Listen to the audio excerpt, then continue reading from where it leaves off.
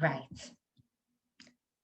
I'm keeping an eye on the signs. Hopefully everything will work. If it doesn't work this time, what I'm doing is recording the session, and it looks like it's maybe just flipped off again. So I'll record the session and I will just put it up as a video anyway. So obviously lockdown number 3 was announced yesterday, and has thrown many people into a bit of a tailspin. For those of us working in health, it was not completely unexpected at all. For those of us who are working in the hospital environment a lot of the time, which I do when I'm not in my aesthetics world, it was no surprise at all. Things are fairly serious, and a lockdown seems to be the right thing to do. However, that can affect us all in so many different ways, can't it? And managing the isolation, managing the stresses and strains of homeschooling, of non-essential shops being shut, of not being able to maybe get into clinics for follow-up appointments and things like that, it can really take its toll. So what I thought I would do this evening is just come on and share some really simple tools with you for surviving the next few weeks. We can get way more complicated than this, but at a time when people can be feeling quite overwhelmed and almost a little bit sort of rabbits in the headlights of not knowing quite what to do, I think it's really important that we take things right back to basics and concentrate on the simple stuff. Now, for those of you who are in our body positive reflections programs, for those ladies that we've got on our hormone balancing programs, you are all very well aware that we do a lot of mindset work within those programs.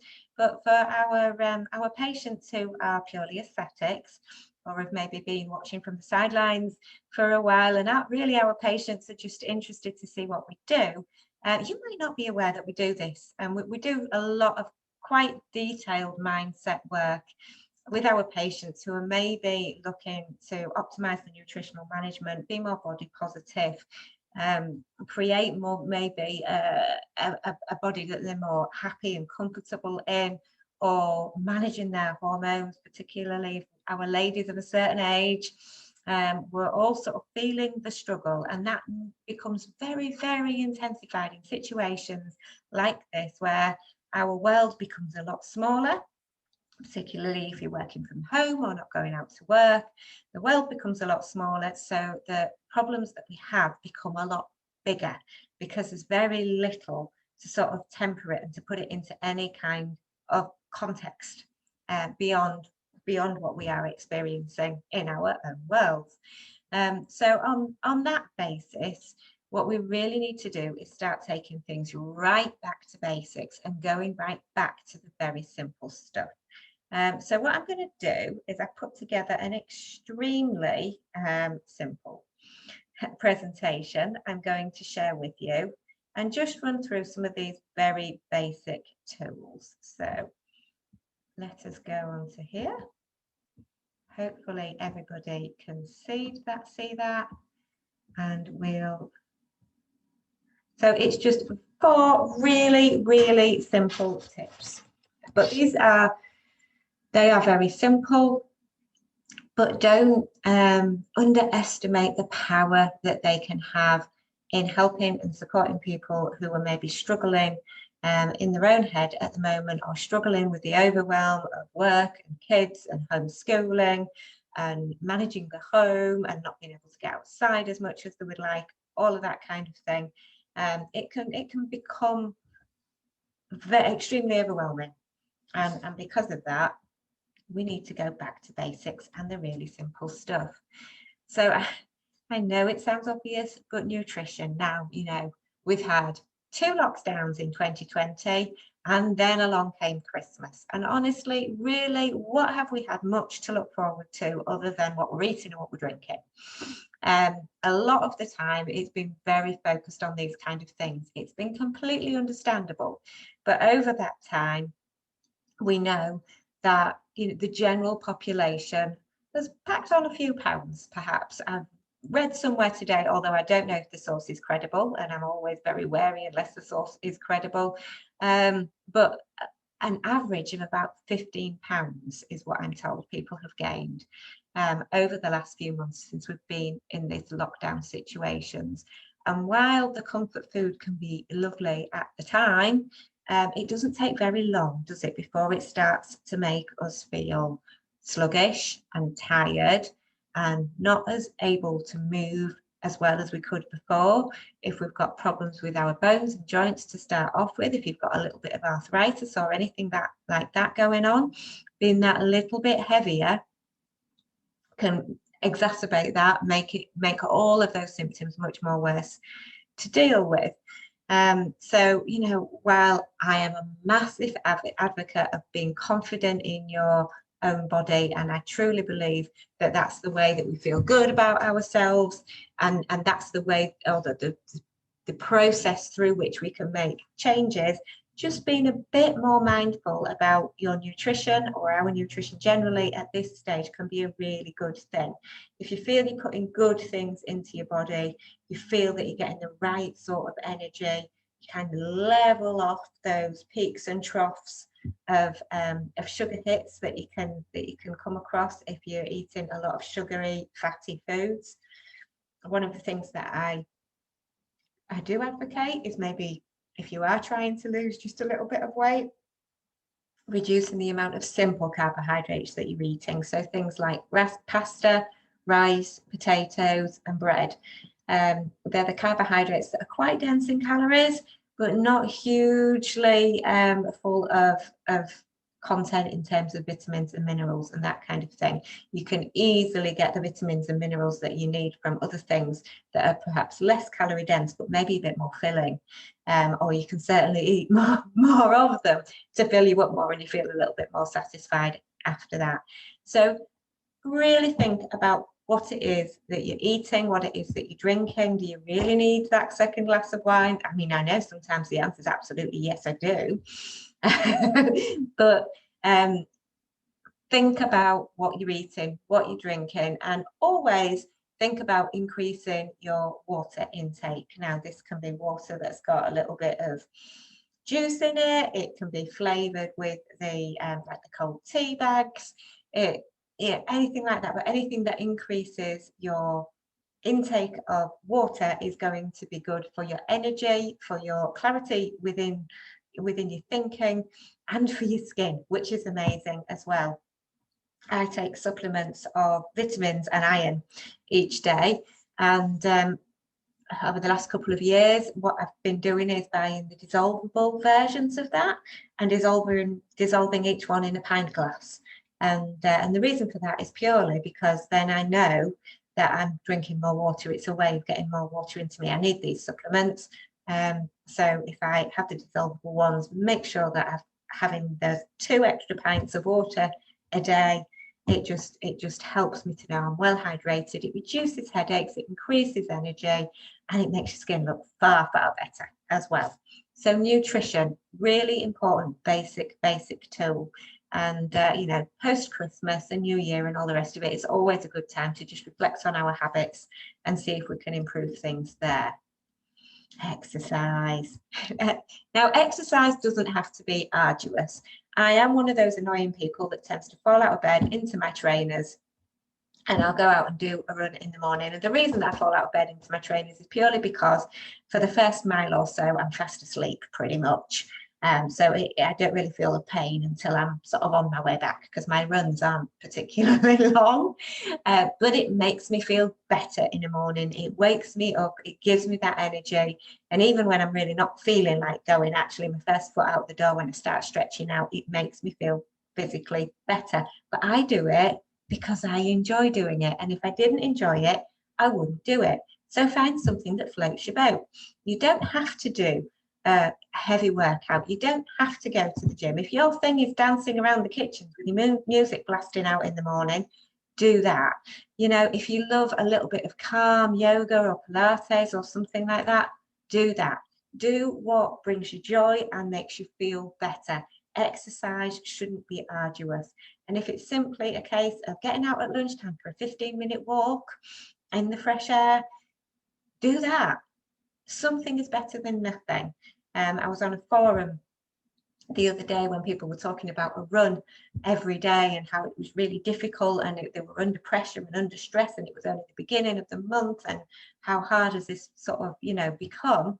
And really, you know, it doesn't need to be about run every day, does it? It's do something every day, be it a walk or, you know, a little bit of a workout. Joe Wicks is back on our screens, isn't he? You know, I was in a forum this morning where we were discussing the Joe Wicks situation. I actually really like the guy. He makes me laugh. He's funny. He makes exercise light and entertaining for me. Some people hate it, and you know, it's a bit marmitey. But if you can find something that really lightens the tone for you, that makes it fun, that you enjoy, bring a little bit more movement and exercise into your life. Have a daily plan. So we are human beings. By definition, we like a routine. It makes us feel safe. So by having a daily plan, knowing that what we're doing each day, it gives us that security. It gives us that little bit of control that actually, you know, when everything else in the world is going on that's not within our control, we can take control of this. We can make this ours. And that's really important. So I'm not talking about a full itemized diary, timetabled with breaks and lunches and all the rest of it in there. If that's what floats your boat, do it, absolutely. But I may be talking about one thing. You know, tomorrow I'm going to make this phone call to such and such a person. The next day I might ring another. The next day I might go for a walk with this one friend. So you've got a daily plan of things that you're going to do. So your days are not filled with nothingness, if that is a concern for you, or equally, if your days are filled with chaos because you are trying to work from home and homeschool the children and all the rest of it, you schedule one thing in a day, even if it's just for 5 minutes, that is for you. It might be a bath. It might be just something that gives you that 10 minutes to calm down and maybe listen to a little bit of music or read a book or do something, but make it part of your plan for that day, part of your routine, and it will help you to have that security, build in some certainty, and just generally feel a little bit better. It's important, so don't forget to do it, because we're all important, and sometimes we put ourselves way at the back of the queue of priorities. And actually, it's that old adage, isn't it, about putting your oxygen mask on first before you can save anybody else. So try and work something for you into your daily plan and have that sort of schedule there. And finally, sleep. Now, I know from talking to my menopause ladies, sleep certainly is eluding a lot of us at the moment.